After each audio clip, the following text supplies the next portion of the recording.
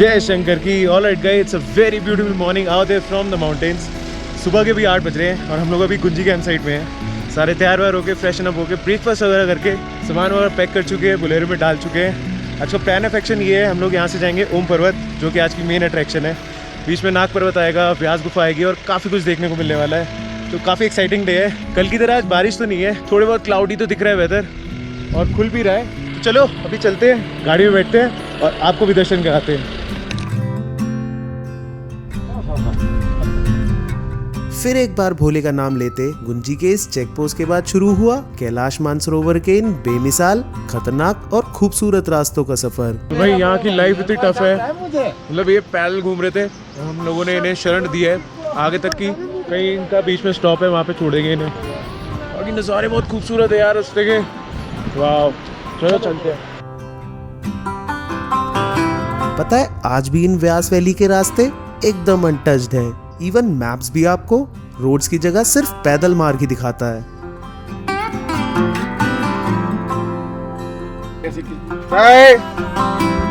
गुंजी से इस रोड पे पहले आता है काला पानी। खैर, इसकी चर्चा हम वापसी में करेंगे।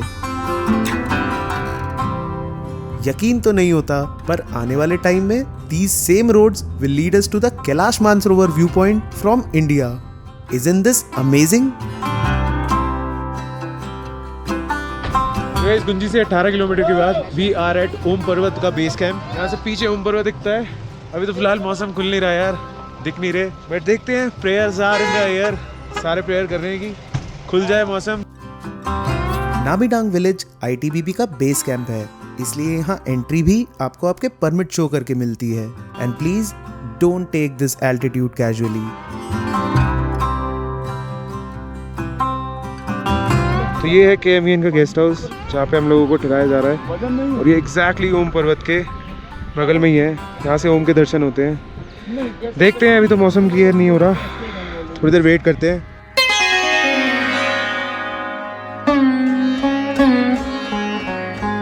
उस दिन मुझे ना ये एक अच्छे सपने की तरह ही लगा। कभी सोचा ही नहीं था कि महादेव इतनी कम उम्र में ही मुझे अपने इतने करीब बुलाएंगे। ओम पर्वत के लिए यहाँ तक पहुँचना ही मुझे एक मेडिटेशन जैसा लगा। भक्तों की आस्था, पूजा और न जाने कितने ही तरीकों से अपने शिव को याद करने की भक्ति और इंतजार सिर्फ उस एक झलक का, अपने ओम को पाने का।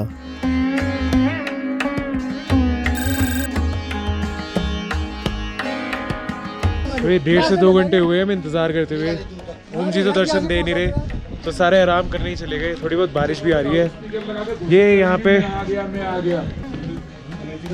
तो अभी हम आपको मिलवाते हैं यहाँ की एक सुपरमैन पर्सनालिटी से, जिसका नाम है जमन सिंह बिष्ट जी। मतलब इन्होंने जो अरेंज किया है ना यहाँ पे प्रोग्राम, खाने से लेकर बेड लगाने तक, बेड बिछाने तक, मतलब मजा ही कर दिया। जगन जी कुछ कहना चाहेंगे सर? भक्तों को? भक्तों से मैं ये कहना चाहता हूँ, सब यहाँ पर जो है शिव की वही है, श्रद्धा ही सबसे बड़ी चीज। आप निश्चित हो जाइए। एक जगह को ना लोगों से भी याद रखा जाता है, दूसरों को निश्चिंत रखने वाले जमन जी मुझे तो जरूर याद रहेंगे। बादलों से गुफ्तगू करते हमारे महादेव शायद उस दिन यही कह रहे थे कि बच्चा एक बार तो यहाँ फिर आना पड़ेगा। And same happened with the Nag Parvat. तो ओम पर्वत के बाद हम लोग अभी यहाँ पे काला पानी पहुँचे हैं, जो ओम पर्वत से पहले ही आता है, कुछ 9 किलोमीटर पहले। यहाँ पे काली माता का टेम्पल है, हम लोग उसके लिए रुके हैं, दर्शन करने के लिए रुके हैं। और मेरे पीछे वो ऊपर व्यास गुफा दिख रही है, तो चलो काली माता के दर्शन करते हैं।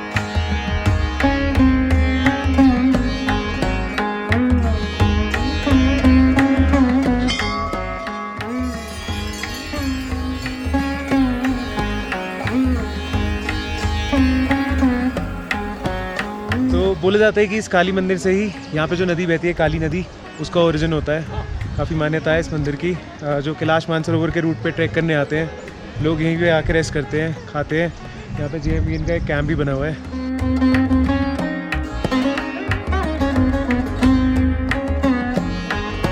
मंदिर में काली माता की पूजा करके और मन में थोड़ी सी शांति लेके हम निकले वो काम करने जिसका वादा हमने पिथौरागढ़ में किया था। Yes, you guessed it right.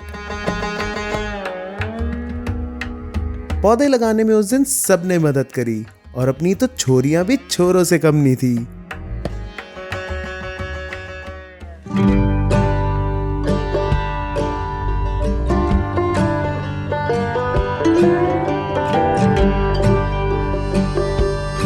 तो काली मंदिर के बाद हम लोग अपनी फाइनल डेस्टिनेशन आ गए हैं आज की, जो है नाभी विलेज। और यहाँ पे हमारा स्वागत हो रहा है। ओम नमः शिवाय, ओम नमः शिवाय, ओम नमः शिवाय। Thank you. तो सीन कुछ ऐसा है, कैंपेन वाले लास्ट दिन यहाँ स्टे कराते हैं इस रीजन में, क्योंकि ये यहाँ के लोकल है, यहाँ के लोकल कल्चर को देखने के लिए, यहाँ की एम्प्लॉयमेंट बढ़ाने के लिए। तो काफ़ी सारी चीज़ें हैं ऐसी भी जो अच्छी अच्छी ये लोग करते हैं। बस बहुत अच्छा जेस्चर है। चलते हैं आगे, गाँव घुमाते हैं वाला।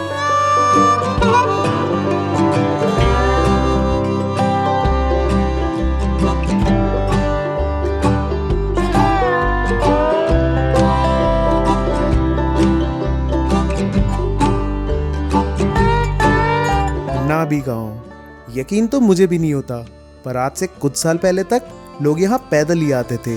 इनफैक्ट कैलाश मानसरोवर मार्ग पर होम स्टेज की शुरुआत भी इस नाभी गांव से ही हुई थी और इनमें से कुछ होम स्टेज तो 200 साल तक पुराने हैं। Well, let me show you one.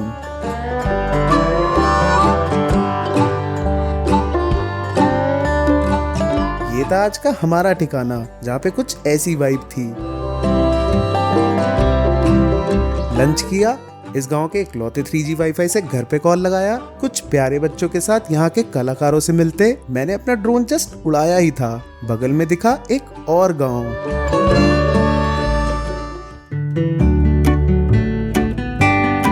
तो क्या, बस निकल लिए एक वॉक मारने। पता है, व्यास वैली के इस विलेज में अब तक रोड भी नहीं है और शायद यही चीज मुझे यहाँ तक ले आई, पर इससे कई ज्यादा खूबसूरत थी इस अनटच विलेज की vibe. If you ask me what's the most unexplored place I have ever been to, I have the answer now. स्वागतम स्वागतम स्वागतम, मन की वीणा से गुंजित ध्वनि मंगलम। रंगीलो गाँव माँ से नाभी माँ, मैं नाचूंगा ओ मैं गाऊं ओ, मैं नाचूंगा ओ मैं गाऊं ओ।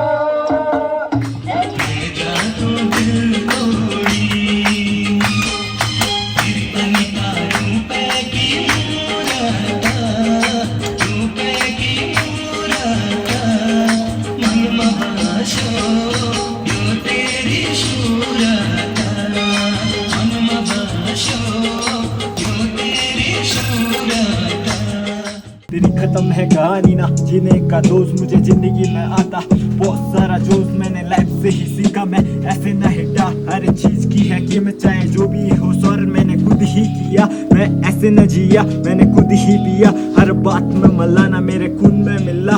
हिप हॉप का खजाना 2 साल की हसल, फिर भी नहीं मिला पल। एक बार फिर दिन की शुरुआत हुई एक खतरनाक मौसम के साथ।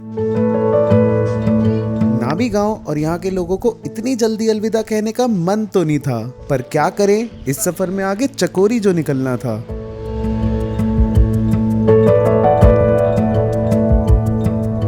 इस ट्रिप पे अब तक सब अच्छा देख लिया, पर महादेव की नगरी आए तो तांडव का डेमो भी उन्होंने वापसी में दिखा ही दिया। चलो शुरू करते हैं।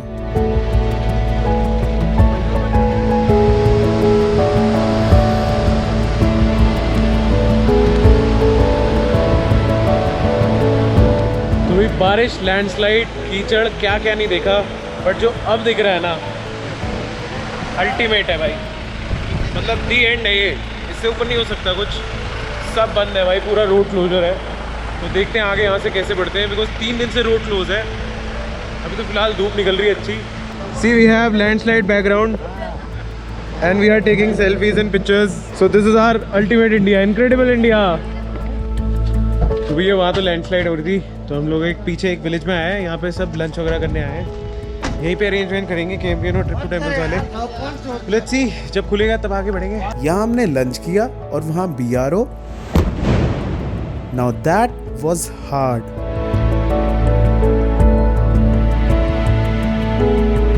तो भैया हमारा पीछे जाने का और आगे जाने का सिलसिला बस चले ही जा रहा है। हम लोग दोबारा लैंडस्लाइड वाली लोकेशन पे आए हैं। प्लान ऑफ एक्शन ये है कि यहाँ से उस साइड से हमारे को एक टेम्पो ट्रैवलर लेने आएगी।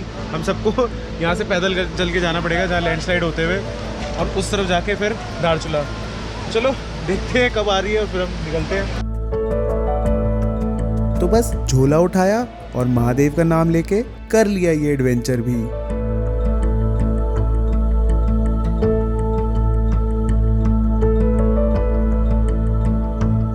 पर ये अभी खत्म कहाँ हुआ था।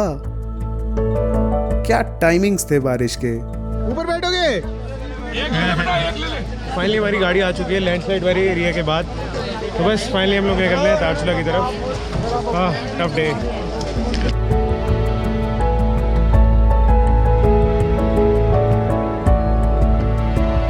धारचूला पहुंच के इस बारिश में चाय पीना एक अलग ही सुकून सा था। फिर थोड़ा सा रेस्ट करके हम लेट नाइट पहुंचे उत्तराखंड के एक और हिल स्टेशन चकोरी।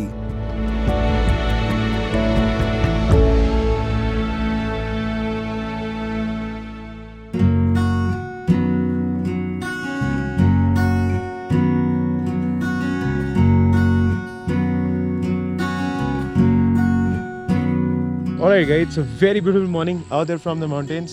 We are in चकोरी। उत्तराखंड का एक छोटा सा गांव है और हम लोग अभी हैं KMAN के गेस्ट हाउस में, जो कि बहुत ही ब्यूटीफुल प्रॉपर्टी है। यहाँ पे बीच में पार्क बने हुए हैं, फूल ही फूल लगे हुए हैं, और चकोरी से यहाँ से पूरा हिमालय का व्यू दिखता है, पंचनचूली पीक्स का व्यू दिखता है। तो वेट कर रहे हैं, अभी तो मौसम खुला नहीं, मे भी दिखे। अभी हम लोग 1-2 घंटे यहाँ पे हैं। तो कल का दिन बहुत ज़्यादा हेक्टिक था। हम लोग गुंजी से यहाँ तक आए हैं, जो कि एक 12-13 घंटे की जर्नी थी, बहुत ज़्यादा हेक्टिक थी। आज का भी सफ़र कुछ ऐसा ही होने वाला है, बिकॉज हम लोगों ने यहाँ से जाना है भीमताल, जो कि अराउंड 170 किलोमीटर्स है, और बीच में पताल भुवनेश्वर भी होते हुए निकलना है, जो कि एक अलग रूट कटता है। तो चलो जैसा भी होगा आपको दिखाते हैं।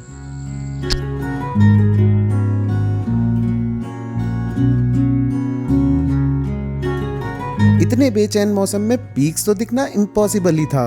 तो बस इसे हजम किया और महादेव का जयकारा लगा के वीर बजरंगी हरे हरे महादेव निकले अपनी आज की मंजिल।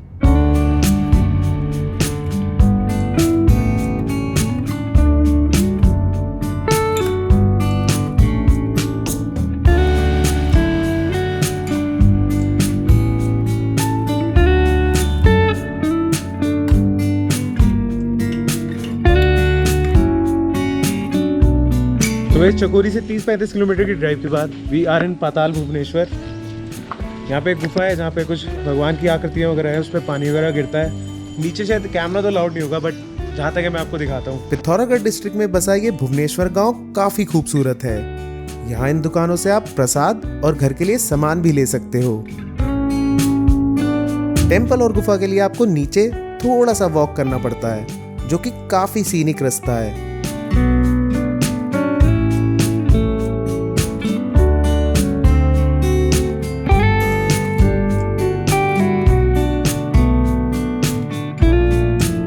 इस गुफा की डेप्थ ऑलमोस्ट 90 फीट है, इसलिए सांस लेने में यार दिक्कत भी हो सकती है। पर यहाँ शिव जी की जटाओं में बहती गंगा, हमारे चारों धाम के शिवलिंग और हमारी हिंदू माइथोलॉजी की ऑलमोस्ट हर एक चीज को एक ही स्थान पर देखना मेरे तो होश ही उड़ गए थे। और ये एक्सपीरियंस कुछ अलग ही था यार, मतलब पूरा संसार दिख गया यार। ये है हमारे केदारनाथ जी, इन्होंने हमें पूरा गुफा का दर्शन कराया है और एक एक चीज़ बिल्कुल डिटेल में बताई है।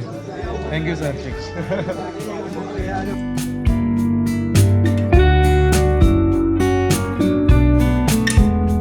होश उड़वाने के बाद अब टाइम तक KMVN के स्टे में लंच करने का और इस स्पिरिचुअल जर्नी को कंप्लीट करने का।